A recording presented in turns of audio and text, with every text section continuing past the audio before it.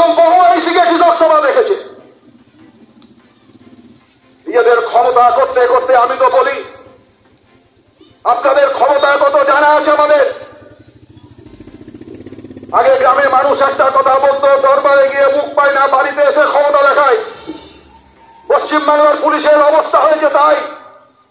সমাজ বিরোধীদের আক্রমণের মুখে টেবিলের তলায় লুকায়, ফাইল দিয়ে মাথা বাঁচানোর চেষ্টা করে।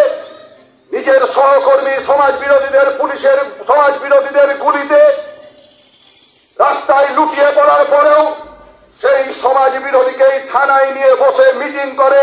এই হচ্ছে পশ্চিম বাংলার পুলিশের চরিত্র। ওদের যত ক্ষমতা হচ্ছে ওই খেটে খাওয়া কৃষক গরিব মানুষের ওপর, এদের ওপর মস্তানি করতে পারে ওরা। মস্তানদের সমাজ বিরোধীদের পক্ষে দাঁড়িয়ে ওরা কাজ করতে করতে ওদের নিজেদের চরিত্রটাকে এমন জায়গায় পরিবর্তন করেছে। আজকে ভাবতে হবে আমাদের সাধারণ মানুষকে।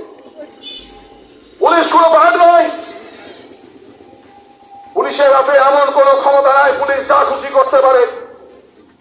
পুলিশ সংবিধানের আইনের মধ্যে বাধা আছে। আমাদের ভারতবর্ষের যে সংবিধান, যে আইন, তার মধ্যে পুলিশের হাত পা বাধা আছে। তার ঊর্ধ্বে কোর্ট আছে, হাইকোর্ট আছে, অন্য কোর্ট আছে, সুপ্রিম কোর্ট আছে। যা খুশি করবেন, আমরা কিন্তু ছেড়ে কথা বলবো না।